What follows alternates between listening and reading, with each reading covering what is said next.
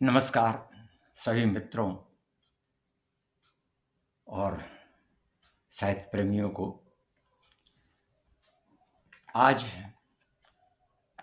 महर्षि अगस्त वैदिक संस्थानम के इस पटल से जिस कृति पर समीक्षा पाठ का मेरा ध्येय है वह कृति है तुलसी के छंद शास्त्रीय समालोचना, आचार्य नीरव की।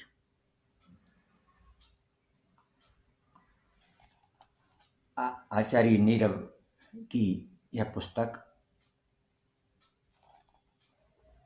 तुलसी के सभी जो 12 ग्रंथ हैं उनमें छंद की आयोजना तुलसी ने किस रीति से की है, किस प्रकार की है, वह इस किताब में संक्षिप्तता वर्णित है।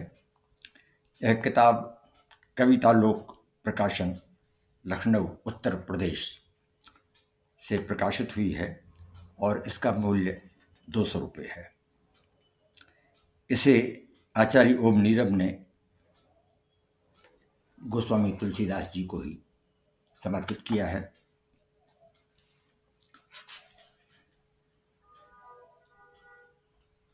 अपनी भूमिका में संक्षेप में उन्होंने लिखा है, श्री रामचरितमानस, कवितावली, दोहावली, गीतावली, श्री कृष्ण गीतावली, विनय पत्रिका, रामाज्ञा प्रश्न, जानकी मंगल, पार्वती मंगल, हनुमान बाहुक, वैराग्य संदीपनी, बरवई रामायण और रामलला नहछू में प्रयुक्त छंदों के अंतर्गत वार्णिक छंदों में अनुष्टुप, शार्दूल विक्रीडित, वसंत तिलका, वंशस्थ, उपजाति बाला, प्रमाणिका, मालिनी, श्रद्धरा, रथोद्धता, भुजंग प्रयात, तोटक, मनहर, घनाक्षरी, रूप घनाक्षरी, जलहरण घनाक्षरी, मनहरी घनाक्षरी, मनोहारी, मत्तगेंद्र सवैया, दुर्मिल सवैया, किरीट सवैया, सुंदरी सवैया, उपजाति सवैया आदि तथा मातृक छंद जैसे दोहा, अनुदोहा, सोरठा, वरवई, चौपाई, अर्धाली, डिल्ला, जयकरी, वीर, लावणी, प्रदीप, सार, सरसी, विष्णुपद, पद, पादा, कुलक, उपमान, उपमा, रूपक, रोला, उड़याना, सुखदा, रास, हरिगीत का, रूपमाला, गीत, गीता, चौपाइयाँ, त्रिभंगी, तोमर, छप्पय, हंसगति, हरिप्रिया, नवप्रिया, विजया, झूलना, शोभन आदि हैं।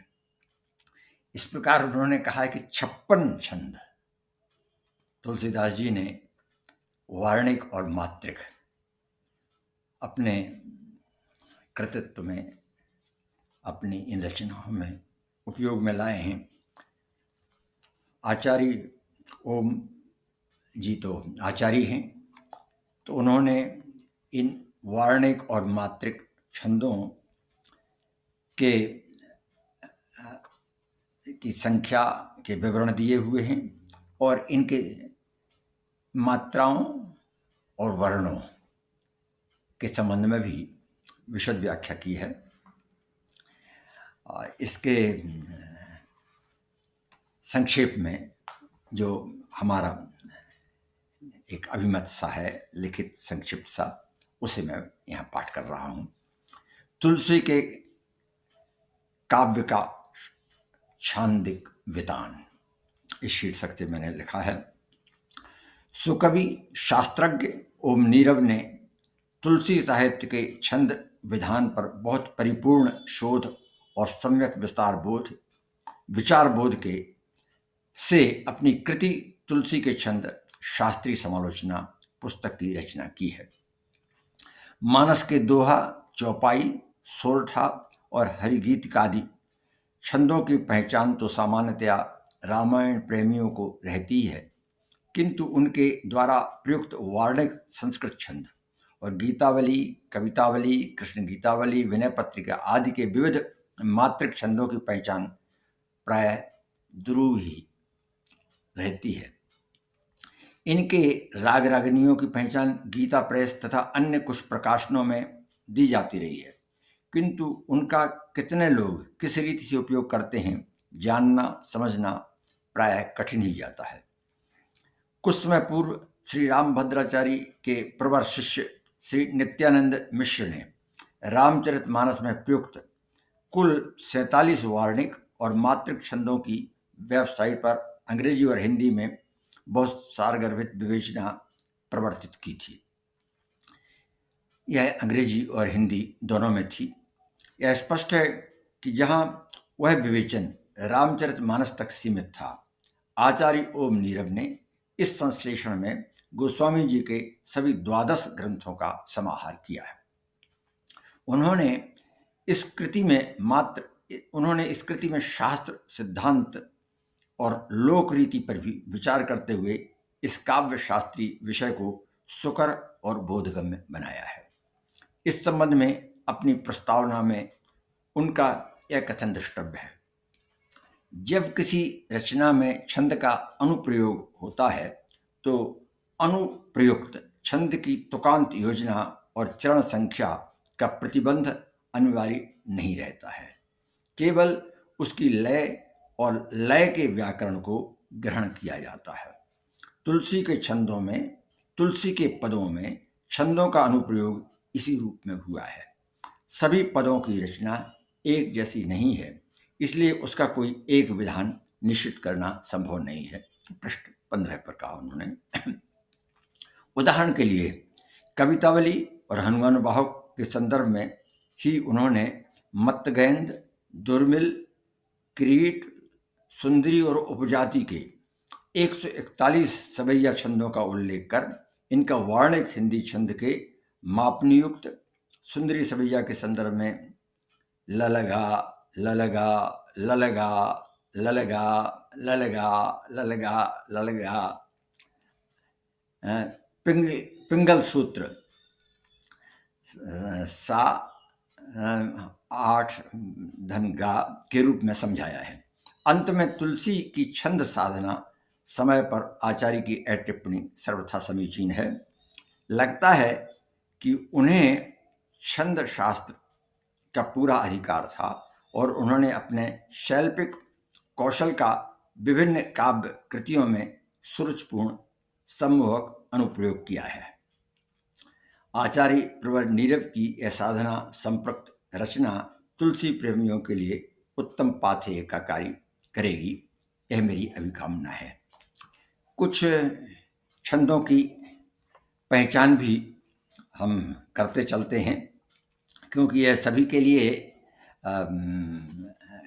बहुत ये प्रिय लगेगा कि हम जिनका पाठ करते हैं वे जैसे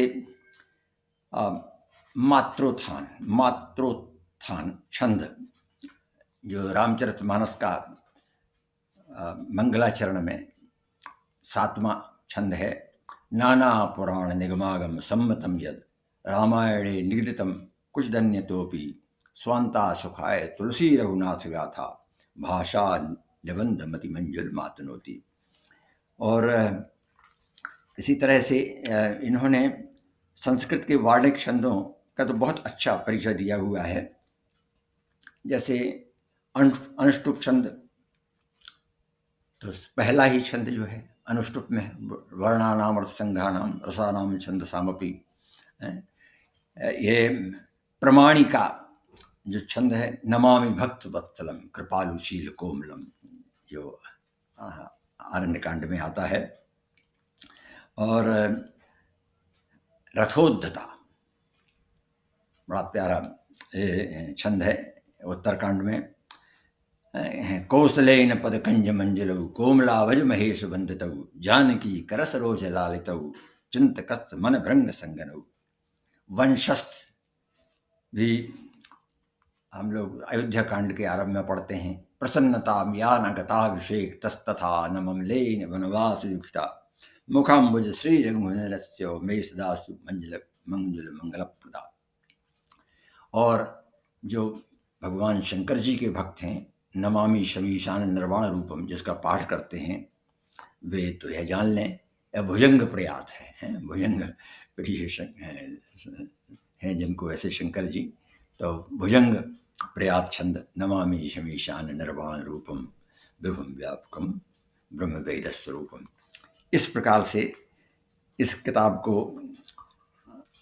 पढ़ा जाना चाहिए और शार्दूल विक्रीडित भी एक अच्छा उदाहरण बनता है। और इसमें ये जो यन माया वशवर्ती विश्वमखिलम ब्रह्मादि देवासुरा, ये सीता जी भगवान श्री राम का जो इसमें वेदांतिक स्वरूप है, यन माया वशवर्ती विश्वमखिलम ब्रह्मादि देवासुरा यत सत्वाद नृषय विभात सखिलम रज्जौ है ब्रह्म यत पादप्लव मेघ में विभाम्बो देश तीर्षावतम वंदे हम तम शेष कारण परम रामाख्यमीशम। ये शार्दूल विक्रीडित छंद है। तो इस तरह से ये छंदों का बहुत अच्छा विवेचन है और सभी के लिए पठनीय है। बहुत बहुत धन्यवाद।